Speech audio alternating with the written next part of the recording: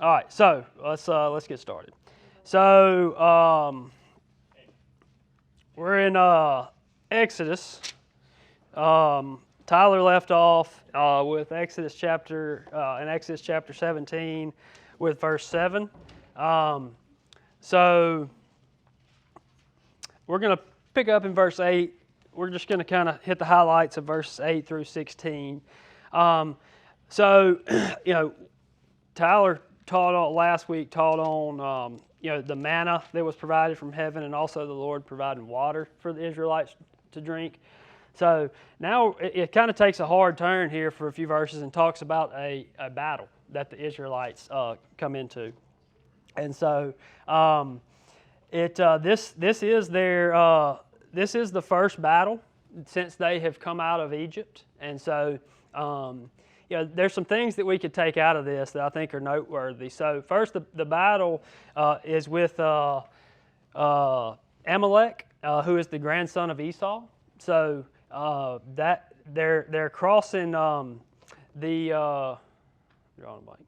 So they're crossing the Sinai Peninsula, and so that's where the Amalek people were inhabiting. So they come and get in a war with these people as they're crossing this peninsula. So in verse 9 it says, "So Moses said to Joshua," this is the first reference that we have to Joshua so far. It will become a big player in the deliverance of the people of Israel. And kind of becomes Moses' right-hand man, right, besides Aaron. So this becomes Moses' protege, kind of tucks him under his wing, and he takes over for Moses after his passing. So this is the first reference we have to him, and he obviously is in charge of the Israelite people going into battle. So something that doesn't need to be overlooked. These people have no fighting experience. Like they've had no reason to have any fighting experience. They've been under the rule of the Egyptians and have been functioning as slave labor for the last 400 years. And so all of a sudden, like we're no more than 7 weeks out from where they left Egypt, and all of a sudden they're thrust into this battle. And I can't imagine, are they prepared at all? Josh could get up here and give us a seminar on preparing for battle, right? But these people, there's no way they were prepared, right? But we see here in verse 9 so Moses said to Joshua, "Choose for us men and go out and fight with Amalek. Tomorrow I will stand on top of the hill with the staff of God in my hand." All right, so he tells Joshua, "Look, go prepare for battle. I'm going to stand on top of this hill with this staff." And that's just like one of the things that came to mind when I was thinking about this is in Exodus 4, where it's the tail end of God speaking to Moses in the burning bush, and God gets angry with Moses, right? Because Moses is making excuses for why he can't do it. And it's like God gives this last instruction, just go and take your staff with you, right? And so we see that staff come into play with all the plagues, or a lot of the plagues, and now here again. So the instruction to Moses is stand on top of the hill and hold your staff up, okay? So that's the instructions for battle. And so we go from seeing that God provide for his people through food and water when they had none of that, and now even in fighting and protecting them. And so the Lord's provision is what should be taken away from this, right? So it goes on to talk about they go into battle. Moses is at the top of the hill holding his staff up. Well, apparently he gets tired, lets his arm down, so they start losing the battle. So it says that Aaron and Hur come alongside him and basically hold his arms up, help him hold his arms up. And the Lord, it says in verse 13, and Joshua overwhelmed Amalek and his people with the sword. So they win. And it goes on to say that the Lord is going to utterly blot out the memory of Amalek from under heaven. So not going to be a good ending for these guys eventually. But they do hang around, and there's more reference throughout the Israelites' journey and establishing the land of Canaan, that they have more battles. So then Moses worships. All right, so now chapter 18. Any thoughts or questions about that? One thing that when you talk about Moses' rod, yes, in this continuous theme of this is some And then I thought in my head that it's like, well, isn't that an Ark of the Covenant? But it's not Moses' rod; it's Aaron's rod. But anyway, these rods were Yeah, important, that's so neat. much so that Yeah, and like we learned last week about the manna, right? They had to keep the manna, put it in the Ark of the Covenant. So, a very sacred, yeah, that's a good point. All right, chapter. Anything else? I was reading somewhere where it was talking about how, these were slave farmers. What you gonna fight with? Yeah. Like a pitchfork. Right. Which makes it even more amazing, showing God's power on it. Absolutely. I hadn't thought about it till you said that, but if you remember back when they were leaving Egypt, right before they left, it says they went and plundered the Egyptians. I wonder if, they did gather some weapons. But the Lord's provision, is what gave them victory. Like inexperienced, I'm sure unprepared, unequipped, or ill-equipped, and they still have this victory. All right, chapter 18. If somebody will read verses 1 through 12 for us. Jethro, the priest of Midian, Moses' father-in-law, heard of all that God had done for Moses and for Israel his people, how the Lord had brought Israel out of Egypt. Now Jethro, Moses' father-in-law, had taken Zipporah, Moses' wife, after he had sent her home, along with her 2 sons. The name of the one was Gershom, for he said, I have been a sojourner in a foreign land. And the name of the other Eleazar, for he said, the God of my father was my help and delivered me from the sword of Pharaoh. Jethro, Moses' father-in-law, came with his sons and his wife to Moses in the wilderness, where he was encamped at the mountain of God. And when he sent word to Moses, I, your father-in-law Jethro, am coming to you with your wife and her 2 sons with her, Moses went out to meet his father-in-law and bowed down and kissed him. And they asked each other of their welfare and went into the tent. Then Moses told his father-in-law all that the Lord had done to Pharaoh and to the Egyptians for Israel's sake, all the hardship that had come upon them in the way, and how the Lord had delivered them. And Jethro rejoiced for all the good that the Lord had done to Israel, in that he had delivered them out of the hand of the Egyptians. Jethro said, Blessed be the Lord, who has delivered you out of the hand of the Egyptians and out of the hand of Pharaoh, and has delivered the people from under the hand of the Egyptians. Now I know that the Lord is greater than all gods, because in this affair they dealt arrogantly with the people. And Jethro, Moses' father-in-law, brought a burnt offering and sacrifices to God. And Aaron came with all the elders of Israel to eat bread with Moses' father-in-law before God. Thank you. I should have prepared with this earlier, but is the connection piece in here? Sorry, just getting ready for 11. I'll put it up. Did it really? Rain delay? The game. The only game that matters, right? Whew, I feel so relieved. Somebody broke the weather machine in Knoxville. All right, we'll get to that in a minute. All right. So, who is Jethro? Father-in-law of Moses. So, something that's very interesting is this reference to the fact that, and I don't know that it bears dwelling on too much, but I thought it was interesting. The fact that it says Moses' wife, Zipporah, he had sent her home. So at some point in this process, Moses sent Zipporah and his 2 sons back to Midian. And so, the last reference that we have to her was back in Exodus 4. And so sometime between then and now, we don't know if this is when they were fleeing Egypt, maybe, they went on ahead, or, sometime before that, but she goes back to her home. And so Jethro, so this Midian over here, right? So, and then, this somewhere in here, as Tim talked about a few weeks ago, people would debate exactly where, but somewhere in here is where the Israelites cross the Red Sea, and then they make their way down the Red Sea, and then, get down into the peninsula of Sinai, and here is Mount Sinai, or Mount Horeb. And so probably somewhere in here is where they had their battle with Amalek.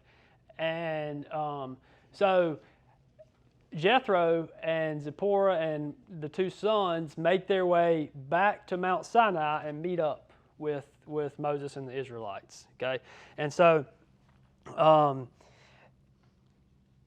at this. Do we know where that, like, so they fled? It could have been months, maybe years since they've seen each other. Is that right?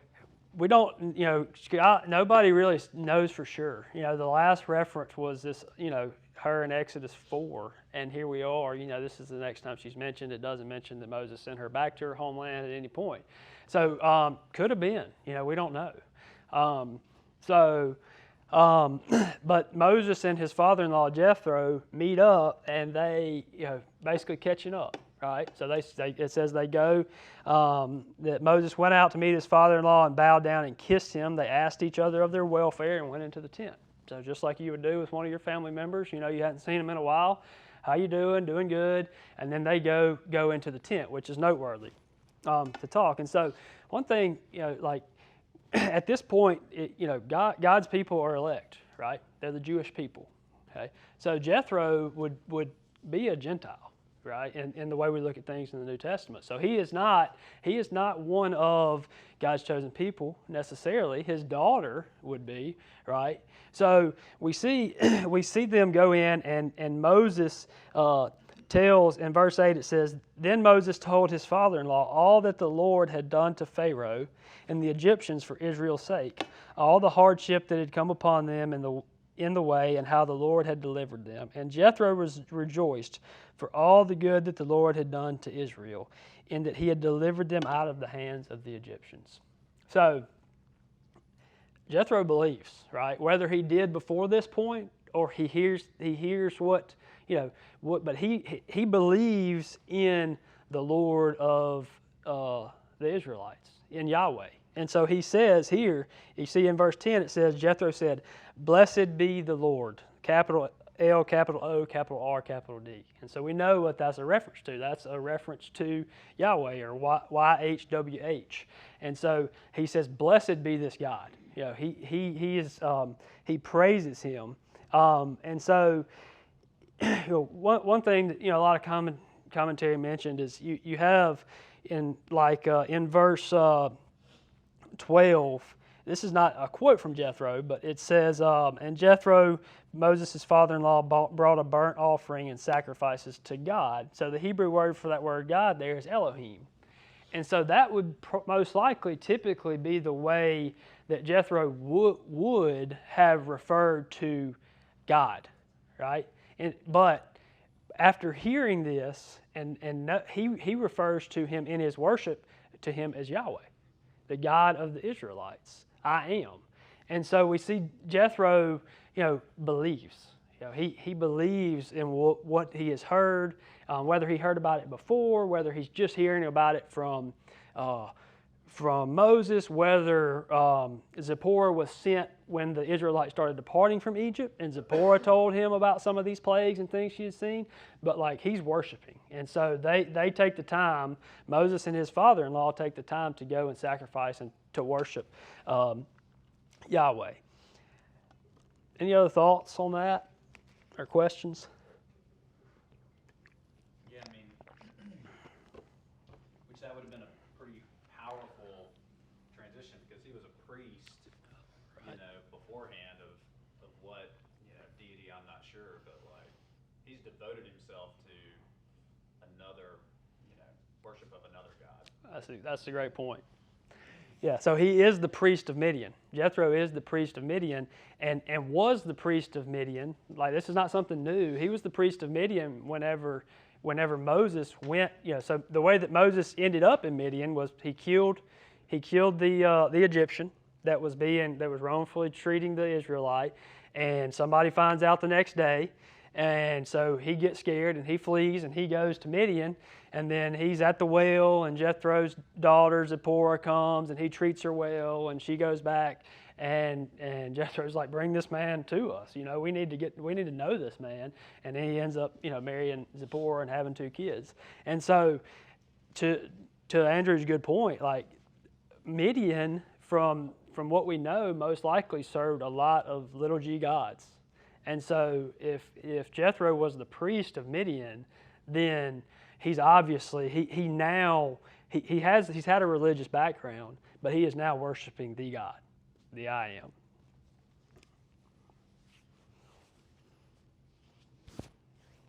Anything else? All right, so I like maps, so we'll just go over this again. So, this is where they start. So this is where the fleeing begins, northeast part of Egypt.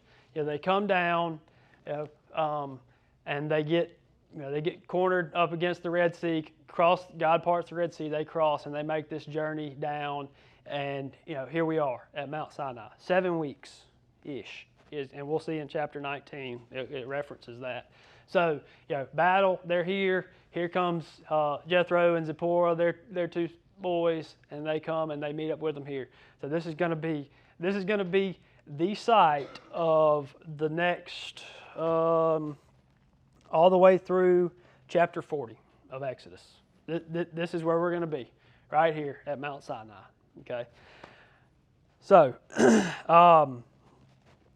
verses 13 through 16. So I'm just going to kind of summarize this. So Moses is the man, obviously, and like if we think about going back to thinking about where Moses was at the burning bush, this is where the burning bush happened, right here at Mount Sinai. So it most likely, let's go back. I'm going to flip back to Exodus 3 real quick. Verse 1 of Exodus 3. Now Moses was keeping the flock of his father-in-law Jethro, the priest of Midian, and he led his flock to the west side of the wilderness and came to Horeb, the mountain of God. All right, so Moses is keeping the flock. He's in Midian. It says he comes to the west side of the wilderness, so he ends up right here at Mount Horeb, and then that's when God appears to him in the burning bush. So we'll come back to that here in just a little bit too. But so that's so obviously this is a very important figure of the geography. It's called the mountain of God, and so we're going to see, throughout the rest of these 2 chapters, just how holy and sacred this place is. All right, so verses 13 through 16. So where I was getting to, Moses is where he's come from where God appeared to him at the burning bush to where he is now, which we've talked about a little bit over the last couple of weeks, is incredible, right? Like he was scared to death, told God that there's no way he could do this, basically, and now here he is, the leader of hundreds of thousands, if not millions of people. And so what he's doing, and what verse 13 through 16 say, is every day Moses would get up and he would sit, and anybody that had a problem, they would come to him, and he would deliberate, right? So he's it says from sunup to sundown, from morning to evening, he would sit here and he would do this. That's exhausting, right? Like if you and I know a lot of people in here, all of us in some capacity lead, right? Whether we're leading our family, you're leading your children, you're leading co-workers, you're leading employees. Like when problems arise in people that you lead and you have to deal with it, it is absolutely exhausting, right? And so that's what Moses was doing all day, every day. And so Jethro observes this, and that's when we're going to pick up in verse 18. If somebody would read verse 18 through 27 for us.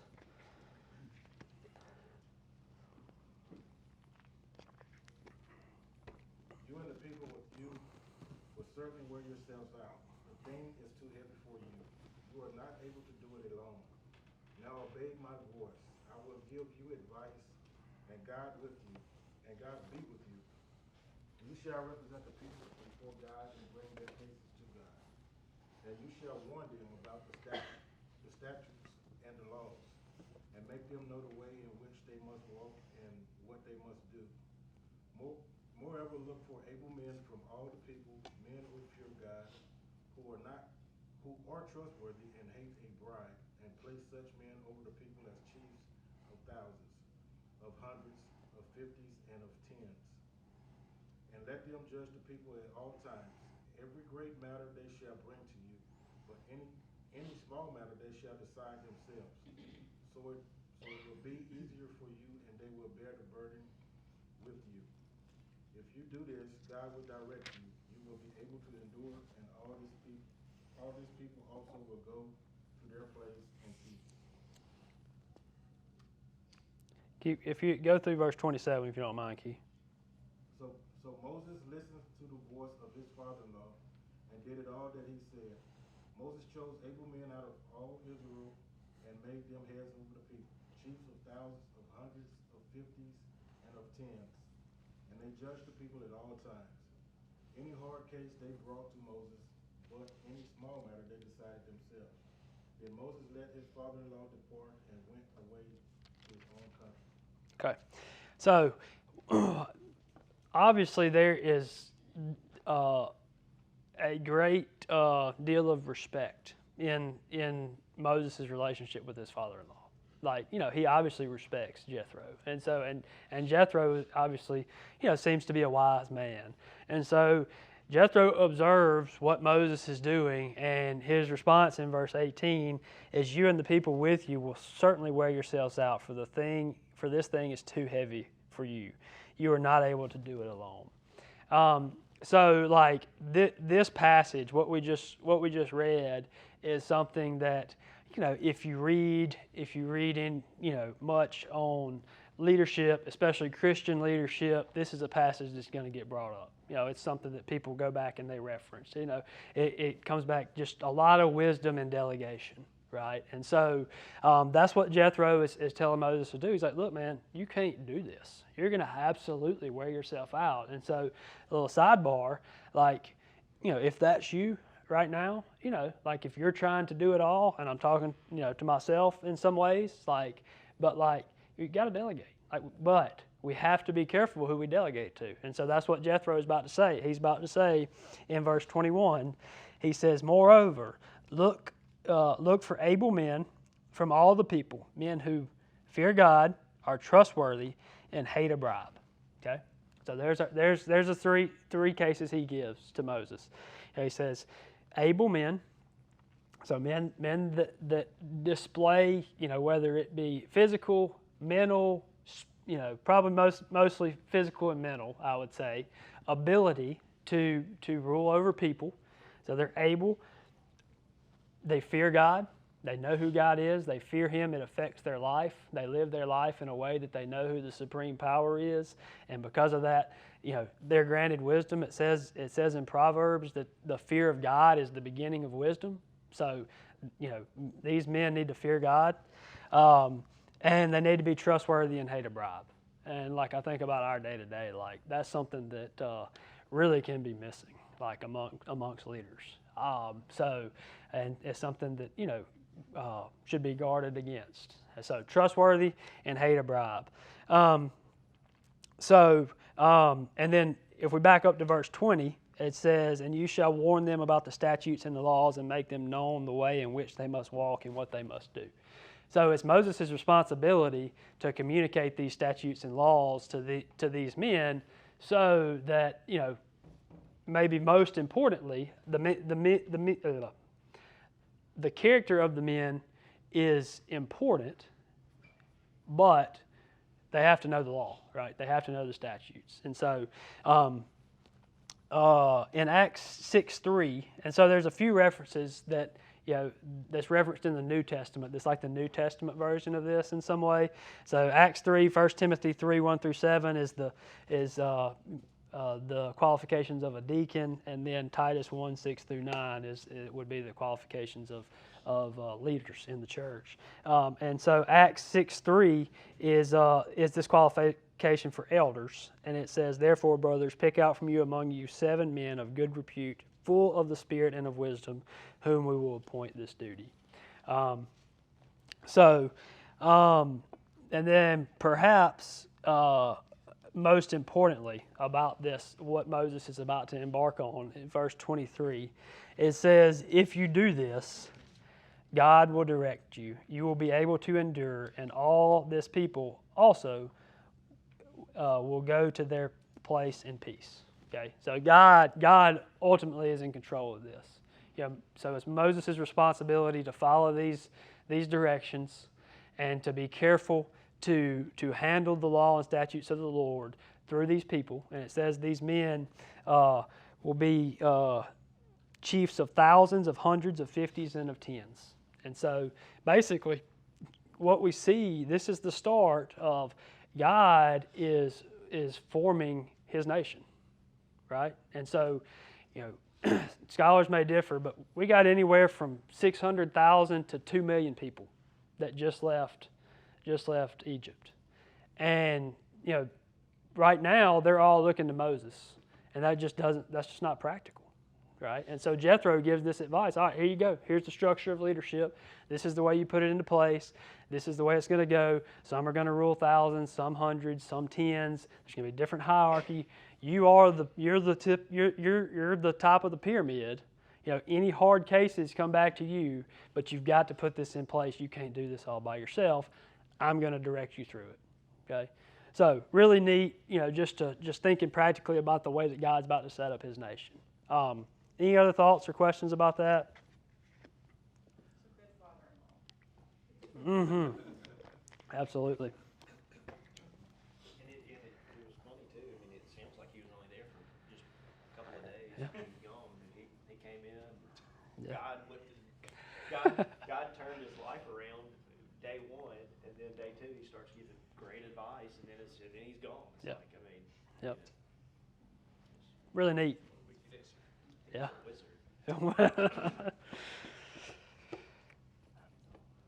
All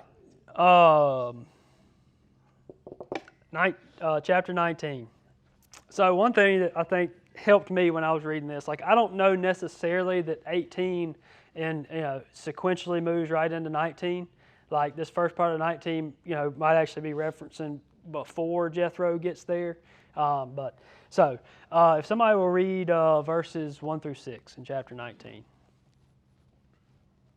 On the third new moon, after the people of Israel had gone out of the land of Egypt, on that day they came into the wilderness of Sinai. They set out from Rephidim and came into the wilderness of Sinai, and they encamped in the wilderness. There Israel encamped before the mountain. While Moses went up to God, the Lord called to him out of the mountain, saying, "Thus you shall say to the house of Jacob and tell the people of Israel, you yourselves have seen what I did to the Egyptians, and how I bore on eagle's wings and brought you to myself, bore you on eagle's wings and brought you to myself. Now therefore, if you will indeed obey my voice and keep my covenant, you shall be my treasured possession among all peoples, for all the earth is mine. And you shall be to me a kingdom of priests and a holy nation. These are the words that you shall speak to the people of Israel." All right, thank you. So what I was saying, so we get a little snapshot of where we are, to where there can be some, historians can, give us some dates, or you could look into this. So on the third new moon, so that's where we get this. This is 7 weeks. If you go back, we know when the Passover occurred, and so this is about 7 weeks from the time that happened. So they've been on this journey from Egypt now to Mount Sinai for 7 weeks. And so Israel encamped there on the mountain. Verse 4, you yourselves have seen what I did to the Egyptians and how I bore you on eagle's wings and brought you to myself. Just a really cool metaphor here. God's saying, look, I've bore you on eagle's wings. You probably come to mind the reference in Isaiah. Isaiah 40:33, we will soar on wings like eagles.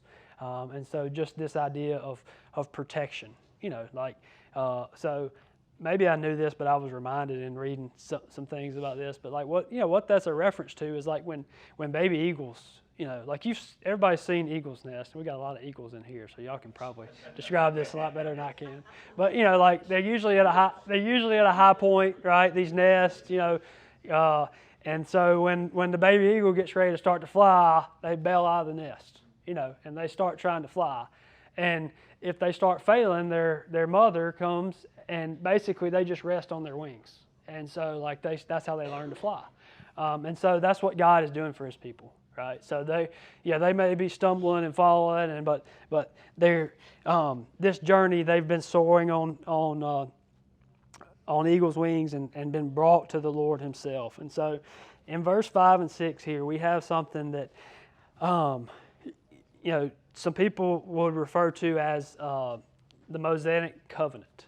Okay, and so God really starts to, obviously we spent a lot of time in Genesis talking about the Abrahamic covenant, which was more about, was look, your people will be blessed, and I will give you a land, that will be your possession, right? And so it's things that are, look, God is going to take care of Abraham. God is going to take care of your people, and He's going to give, He's promising an inheritance to them. And now we see a covenant that God is about to make with His people that points more towards this is what you should do, right? And so, and this is who you are, right? So He defines who they are as a people.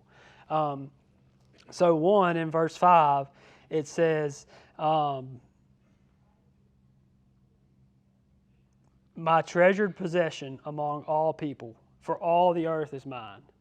So God says, look, all the earth is mine. Any of these people could be my people, but I've chosen you. You are going to be my people. You are my treasured possessions. Number 2, He calls them in verse 6, and you shall be to me a kingdom of priests. Okay, so He calls them out to be a kingdom of priests. What type of, I'm trying to think, priest? Just when you think of a priest, what's some things that come to mind? They're a facilitator between people and God. Intercessor. That's good. Yeah, so they have a direct line to God, right? Like they have the ability to have intimate access to the King.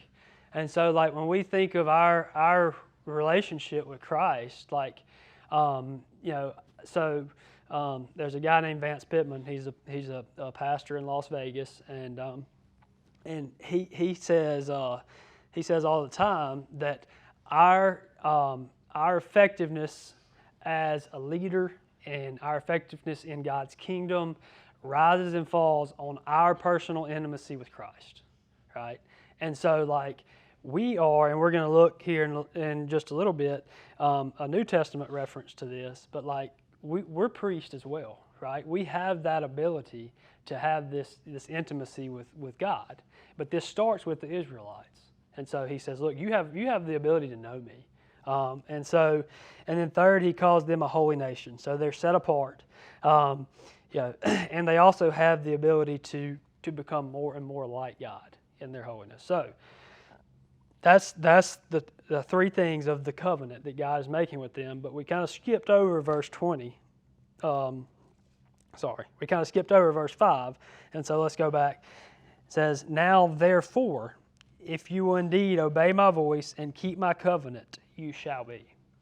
So God puts this direction in there to His people. He says, if you will indeed obey my voice and keep my covenant. Okay, so there's some commands to His people. What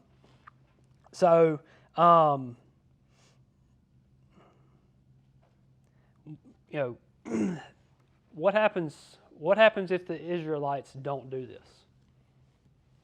That's something. That's something that you could pop in your mind, right? Well, if this is a covenant between God and His people, sorry, Lane just gave me one of his hand signals. That distracted me. So what happens when what happens if they don't hold up their part of the deal, right? So like let's think back a little bit to the covenant with Abraham, right?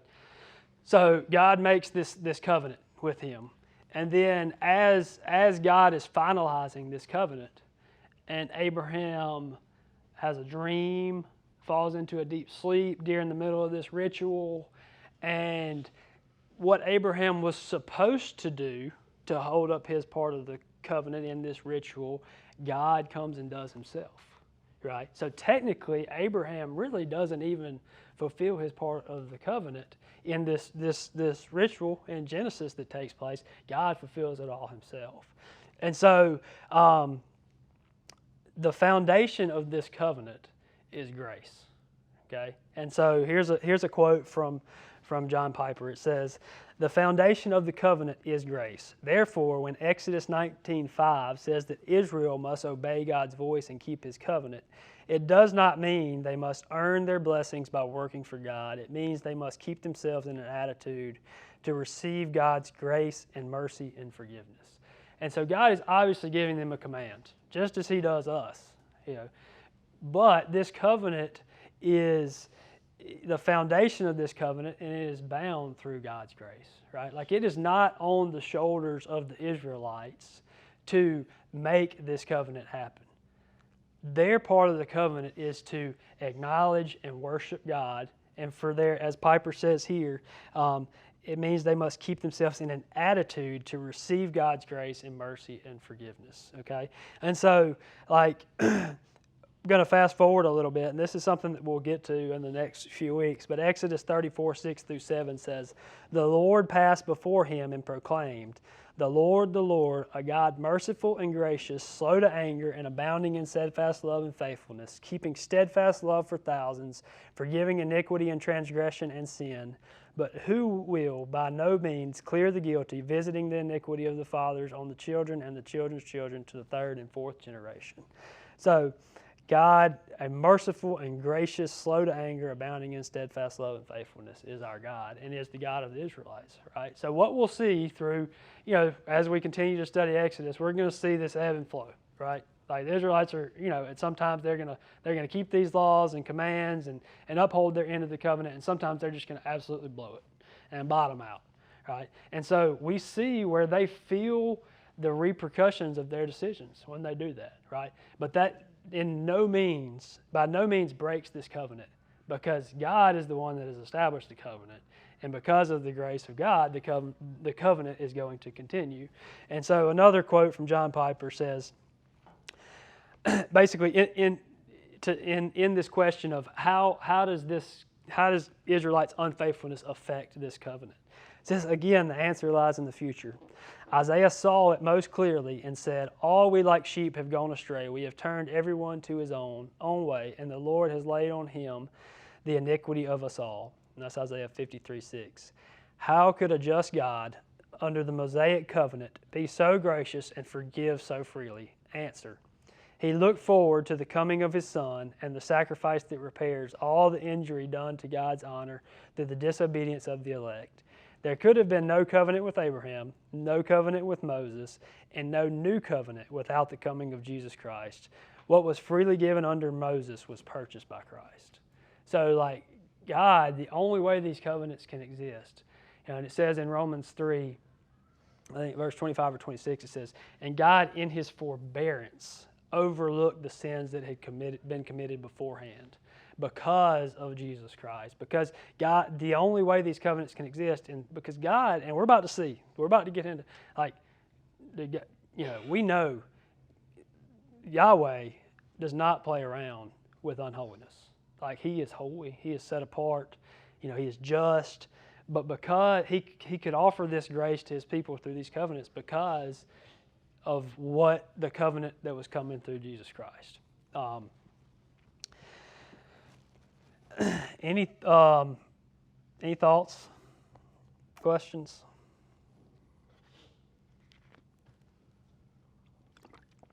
First Peter 2, 9-10 says, "But you are a chosen race, a royal priesthood, a holy nation, a people for his own possession, that you may proclaim the excellencies of him who called you out of darkness into his marvelous light. Once you were not a people, but now you are God's people. Once you had not received mercy, but now you have received mercy." So these same phrases, a holy nation, a royal priesthood, a chosen race, as believers under the covenant of Jesus, that's what we are, right? So if somebody would read verses 7-9 of chapter 19. So Moses returned from the mountain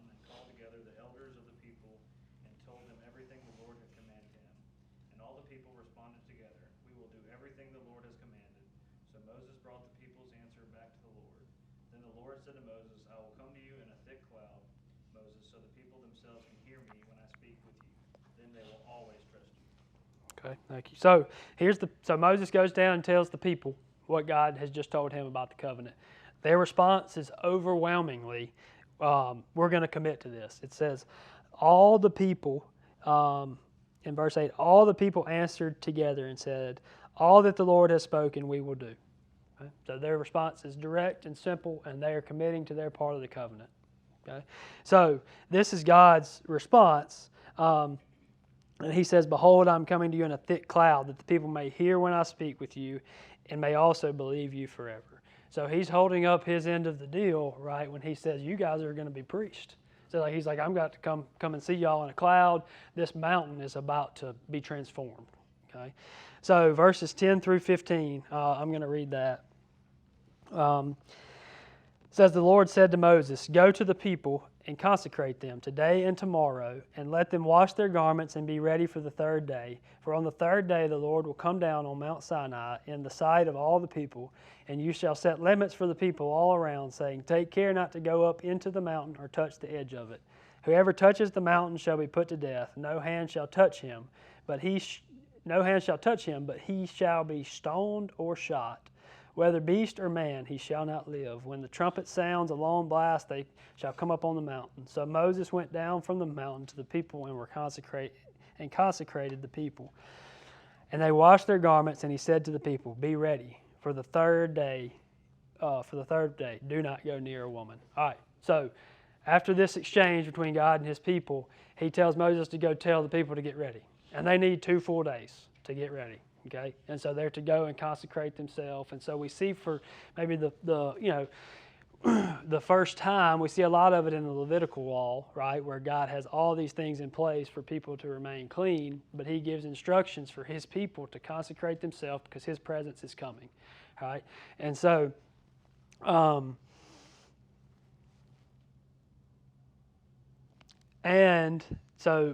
establishes that the mountain is going to be holy, and they should not touch even the base of the mountain, or what does it say is going to happen, or should happen?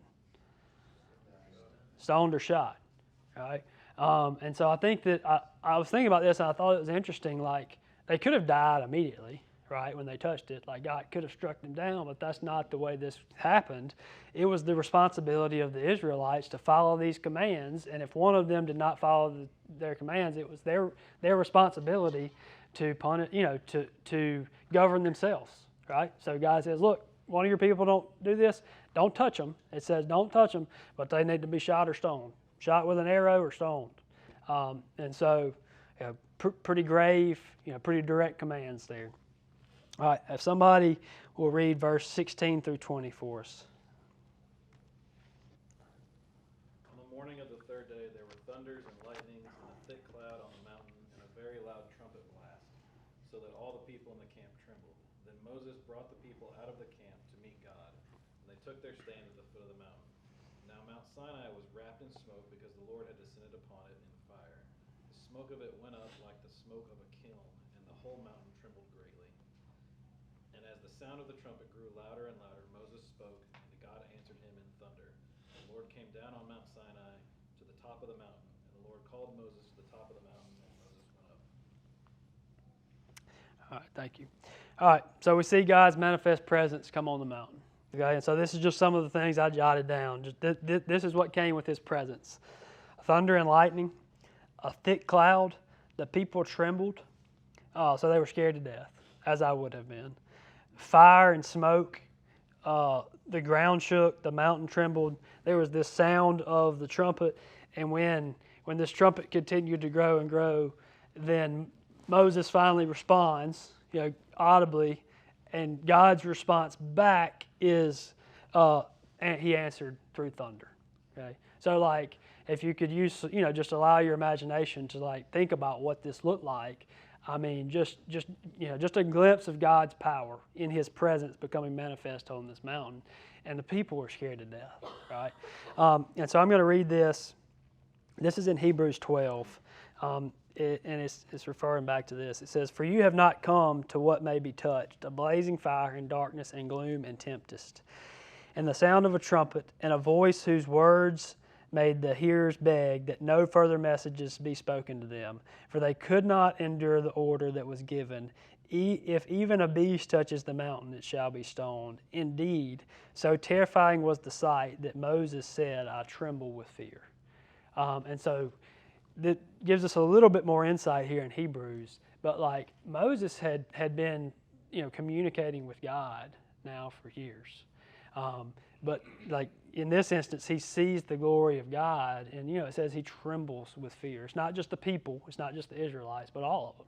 God's presence has come, and they have seen the glory of God, and they're in awe, right? So I'm gonna. So this last, these last 5 verses, I'll read it real quick.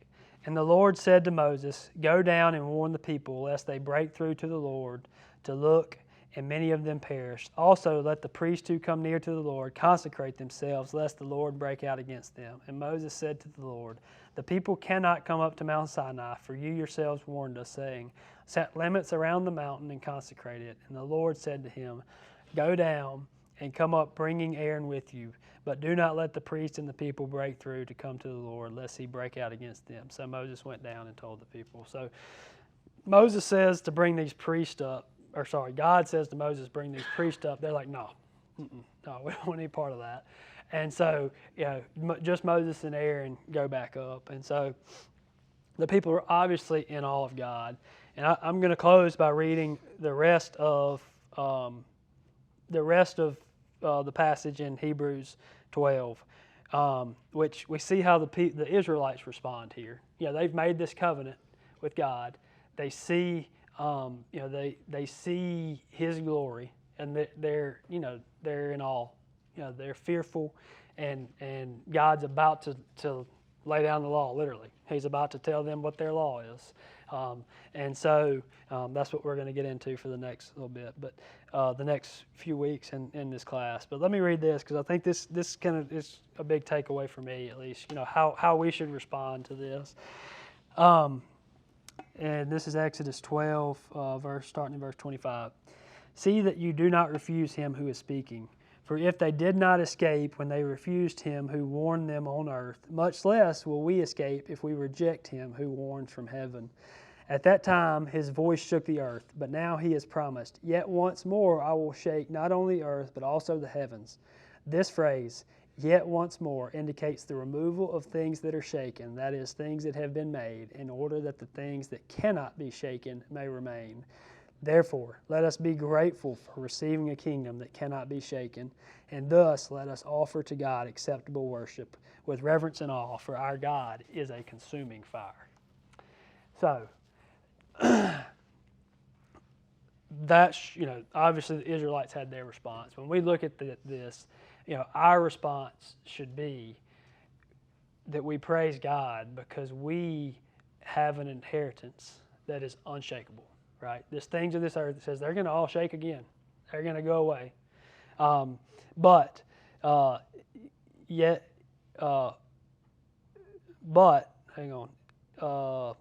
indicates the removal of things that are shaken.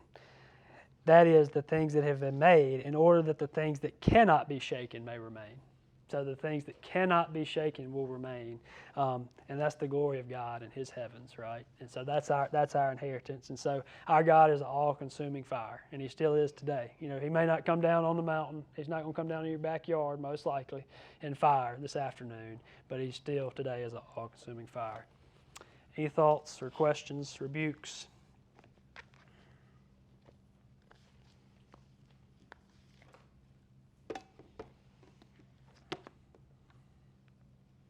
All right, let's pray. Father God, we just thank you that you're good, Lord. We thank you that you are gracious, that you are loving. God, you're better to us than we deserve. And Jesus, we thank you for the life you give us. God, I thank you that you are Yahweh. God, that you are still an all-consuming fire. And you will be an all-consuming fire in our life the more that we press into this idea of being your holy nation, God, and your chosen people, God. I thank you for your word, Lord, and just the wonder of your power, God, and your glory. And I pray that we would never take that lightly, God, but that we would worship you because of it. Lord, I thank you for this class. Thank you for these people, God. Just pray that you would help us to glorify you in all that we do. In your name I pray. Amen.